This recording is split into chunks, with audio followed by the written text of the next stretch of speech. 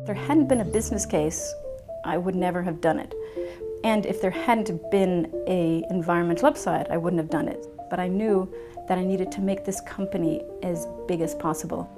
What we do with what factories we build, what homes we build, what laws we make, what we're doing on transportation, how we teach people, those basic infrastructure things are setting us and locking in the next 25 years, and then it's absolutely done. So I'm always ready and game for another opening to make things better. No one's off the hook. We all have something really important to be doing. I'm challenging you. Uber and Lyft could never have happened if we hadn't done Zipcar that showed, yeah, you can use technology, people are interested in car sharing, the transportation sector is sexy to innovate on, and there's this great stuff happening. This is exactly what the internet is made for, sharing very specific resources easily among lots of people. This is what wireless will make possible, getting a reservation from a server directly to a car, and this is what I personally want. Zipcar made it 15 years ago. It takes you 15 seconds to reserve a vehicle. Done. This company is showing how it's together that we've created this infrastructure, that I, Robin Chase, right now have access to 13,000 cars parked around the world. Why? Because each individual is buying a little tiny piece of this use case, and together we're having this amazing, fantastic thing, way better than owning my own car. If leaving here you said, I need a ride someplace, I'd say, yeah, hop on the back of my bike. Or if for something happened and you said, oh my God, I need a place to stay tonight, I'd say, come stay. Evolution or revolution? Everybody understands that we have to speed the pace of evolution to avoid revolution. Like, we really have to do it. So we profoundly have to move to new economic models and new ways of protecting labor and new social safety nets, and there's new ways to work. But the idea that we're going to do some kicking and screaming and protect taxi drivers or protect the auto industry or protect whatever it is you want to protect, that's not interesting, because that's not going to help us move faster ahead. I feel like those are these sea anchors that are pulling our economy backwards when we need to be speeding forwards and reinventing. Things that require millions of dollars of investment, I need a business to do that.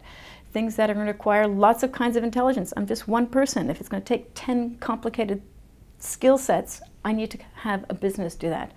If it's going to be something that requires standards, I'm a puny individual, I can't make that happen. So I look at that and I think businesses are suited for those types of things. They're suited to pull together groups of people to build big projects in beautiful ways. Individuals can't do that. So they have a really important role to play.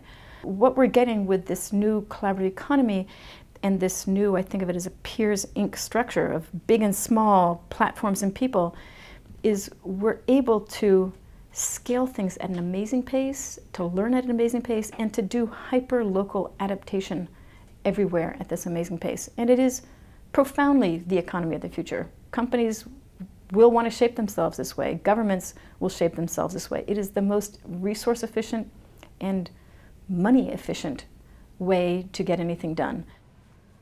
What is phenomenal about this new organizational structure is it has these characteristics that are so incredible. I think of them as miracles. And so, 3 miracles.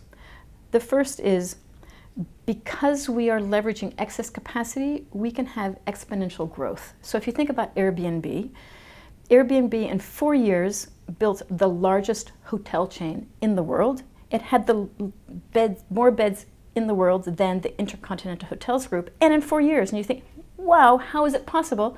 Because they were leveraging existing assets, existing excess capacity, harnessed this collaborative group on this platform. So miracle number 2, because we're working on a platform, we can have exponential learning. And then the last miracle is I think of it as, because we're working with a diversity of peers, the right person will appear on no notice. The platform will pull the needle out of the haystack at that exact moment for you. So my friend Christiana Figueres, who used to run the UNFCCC, so the UN negotiating for the whole world, she said this sentence to me that I feel like I want to tattoo on my forearm, but since I have now tattooed it into my brain. The infrastructure we build over the next 4 years will determine the fate of humanity. So I think about that, and that motivates my every breath.